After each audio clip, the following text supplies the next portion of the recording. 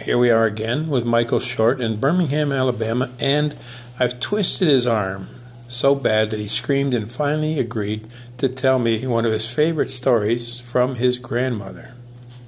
Michael? Okay.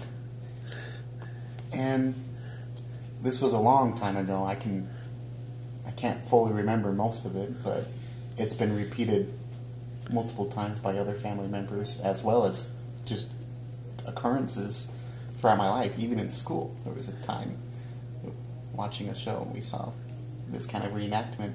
My grandma would tell us a story of a nation that, to prevent and to stop all the wars that were going on, that they agreed, these native nations, to bury their weapons of war under a tree, under the tree of peace. And with that, they had the opportunity to humble themselves and to be at peace with one another. And it was very significant when my grandma told it. She told of the Great Spirit and the significance of that decision for that people. And I like it a lot because it ties in culturally and religiously to many of the things that I understand and that I know. And so it's little stories like that my grandma would tell me, including how everything was created spiritually before physically on the earth, or in other words, that everything is ultimately a spirit. And I have no way, I don't know how to define that, but it's true, and it's there. It so reminds me of a story that my grandmother told me about a young brave, and they had caught word that the Hurons were going to attack their village. And it was a village of about 1,800 people. So this is warriors, women, old women, young children, mothers, parents, everybody. They had heard the rumor that the Hurons were going to attack. Well, they got their warriors together, about 600 warriors, and went out to meet the Hurons in this valley that they were coming down.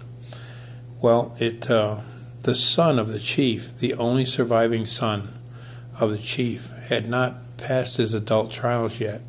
In our culture, of course, you already know that we start our adult trials at about 1 reed, which is 9 years old, and we finish them before we're 1 reed 2 stones, which is about 11 years old. He was just starting his adult trials, but he dressed in war regalia, and his father said, "No, Running Deer, you cannot come with us." And he said, "I want to go. I'm starting my adult trials." And he said, "No, I have a special job for you. You are to stay here in the village and protect our women and children and old people." So with that, he was very proud. But they find out after the warriors had left to intercept the Huron that the Hurons had given them false information, and they were not going to attack this valley. They were going to wait till the warriors left and attack the women and children and slaughter them so that they could kill this nation of people off. Because if you kill off the women and children and the old people with the wisdom, they're doomed. Anyway, the young chief's son heard this news, ran into his dwelling, his longhouse, and he got a stake and a short piece of leather strap. He drove the stake in the doorway of his longhouse and then tied himself to the stake with a very short lead. The rest of the people in the village said, "Running Deer, are you crazy? If you stake yourself to the front of that house with no way to leave, they're surely going to run over you and kill you. Aren't you afraid?" And he says, "Yes, I'm terrified." And he says, "Of the 2,000 Huron that are coming over the hill?" And he said, "No, that there will be nobody to stand at my stake when they kill me." That's amazing. Michael, I thank you for the time. I appreciate it.